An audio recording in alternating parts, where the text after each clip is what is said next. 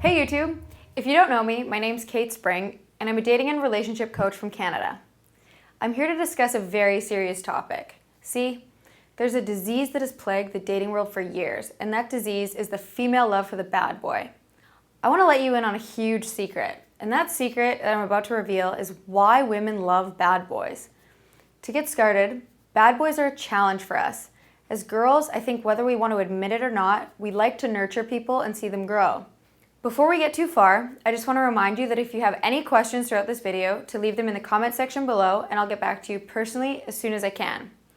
And at the end of this video, if you enjoyed it, be sure to click that like button and most importantly, subscribe and get notified with my latest videos. Okay, some people think women are attracted to the bad boy because we have daddy issues, and while that is a thing, without getting too heavy, a lot of women, if they have poor relationships with their fathers, always seek that kind of negligent love in their boyfriends. And that is one reason why women go for the bad boy. Sometimes, however, it has absolutely nothing to do with their fathers. Sometimes women go after the unattainable bad boy because they want to be the reason that he changes. Or like I mentioned earlier, they are nurturers and they want to, in a sense, save the bad boy from himself. But people don't change unless they want to or the incentive is big enough. The bad boy is also the face of a person who would rather not commit to a relationship. So there are many types of bad boys, and girls respond to them differently. The bad boy usually holds the power because they usually care the least, and it's in the sense that they're so detached from their feelings that they can take a girl or leave her. And for a girl, this means he holds the power in the relationship, which then causes her to chase him. This is a strong imbalance of power. The woman who's secure in herself won't really deal with the bad boy. Some relationships, especially those based on power, have turned into a nasty game of who can care the least.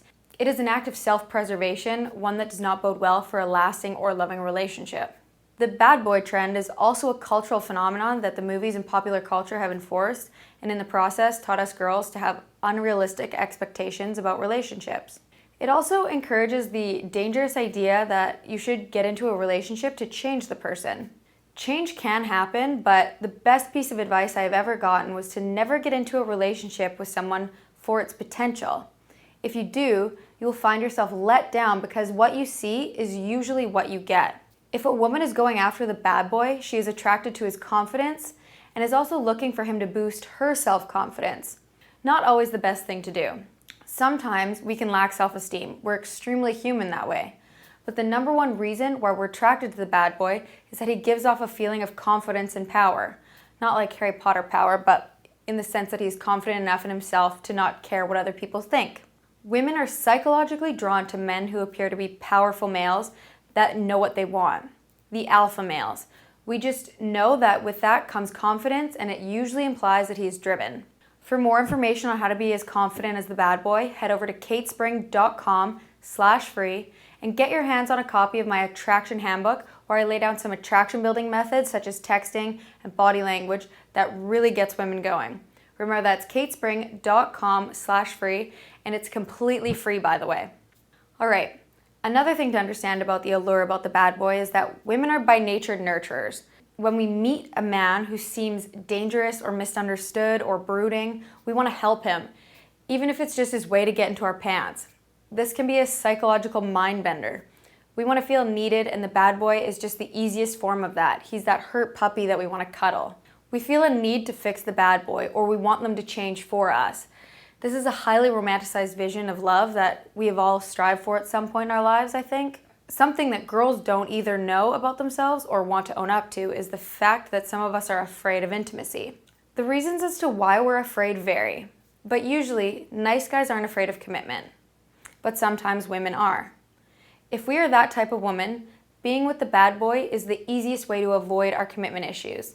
The bad boy doesn't want to commit, and subconsciously, sometimes neither do we. The bad boy also gives off an adventurous vibe that is very appealing to girls. This presents itself in a way that shows that he doesn't care what other people think about him, which again comes back to confidence. So if you take anything from this video, it's that women are attracted to the bad boy for their confidence and power in a situation. But beware, bad boys usually end up in bad relationships because in the end, there are bad girls too. All right, so now that you know why women love bad boys, it's time to learn how to become the better version of the bad boy. If you want to learn more about how to do that, head over to katespring.com/free and get your hands on my free ebook, which takes an in-depth look at how to build attraction with any woman you want. And don't forget to subscribe to my channel and you'll be updated when new ones come out. Thank you for watching and I'll see you next time.